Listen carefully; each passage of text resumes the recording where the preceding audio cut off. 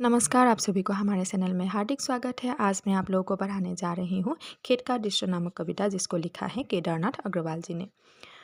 तो कवि अग्रवाल जी ने इस कविता में जो प्रकृति है उसको दर्शाया है। जैसे कि हमें भारतवर्ष में कृषक बहुत भिन्न प्रकार के खेती करते हैं, और जब खेती उस समय तक आ जाता है जिस समय तक खेती में फूल आ जाते हैं, तो वो समय जो है वो बहुत ही ज़्यादा सुंदर लगता है। और कवि ने ये कहा है कि उस समय की जो दृश्य है, हर कोई उस दृश्य को देखेंगे तो वो लुभाने वाला दृश्य होगा, यानी कि हर किसी के मन को वो मोह लेगा।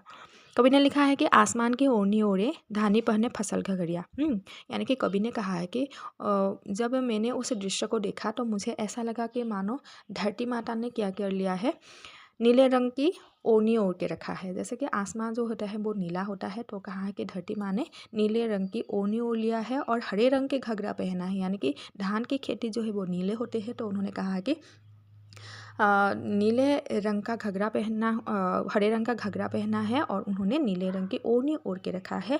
और राधा बनकर धरती नाचे, नाचे हंसमुख किसक सवरिया।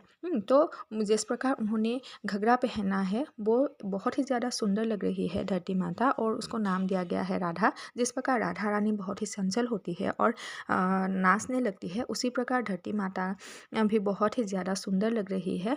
और जैसे ही वो नाचने लगती है, यानी कि हवा जब वो हिलने डुलने लगती है वो खेती, तब वो दृश्य जो है वो बहुत ही सुंदर लगता है। और जब कृषक और उनकी पत्नी उस दृश्य को देखते हैं तो वो भी खो जाते हैं उसमें, और वो भी हंसने लगते हैं, क्योंकि उनका जो मेहनत है वो रंग लाता है। और वो दृश्य जो है हर कोई देखेंगे तो उनका मन मोह लेगा। और उन्होंने लिखा है कि माटी छाप हवा की पट्टी, पैरों की बज रही ढुलकियाँ। जी भर फाक पखेरु गाते ढर के रस की राग गगरिया। यानी कि जब कोई लड़की घघरा पहन के चलती है तो वो घघरा जो है वो हिलने डुलने लगता है। उसी प्रकार जब खेतों में हवा की लहरें आते हैं तो वो खेती भी जो है वो हिलने डुलने लगते हैं, तो वो बहुत ही ज़्यादा सुंदर लगती है।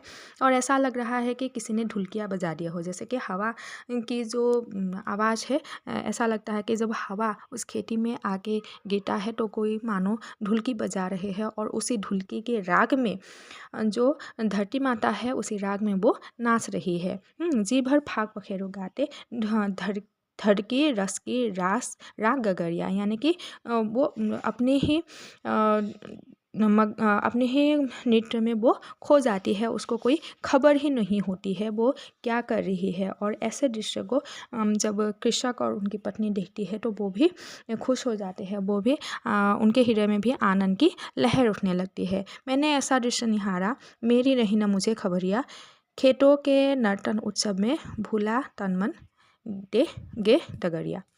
तो कवि ने कहा है कि मैंने आज ऐसा एक दृश्य देखा है जिसने मेरा मन मोह लिया है। मैं उसको निहारता ही रहा। मैंने उसको जब पहली बार देखा तो मैं उसको देखते ही रह गया, और मुझे कोई होश नहीं रहा, मुझे कोई खबर नहीं रहा है कि मैंने क्या देखा है। मैं उस दृश्य में खो गया था।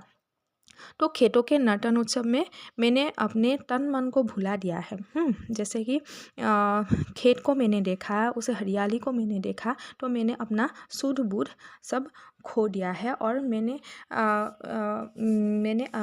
अपने आप को भुला दिया है। और मैं उसी खेतों के या प्राकृतिक सौंदर्य में भी मैं खो गया। तो खेत का दृश्य इतना ज़्यादा सुंदर है कि वो हर किसी को के मन को मोह लेता है, और खेतों ने भी कवि के मन को मोह लिया है, इसीलिए वो उस खेत के दृश्य को कभी भूल नहीं पाया है। धन्यवाद।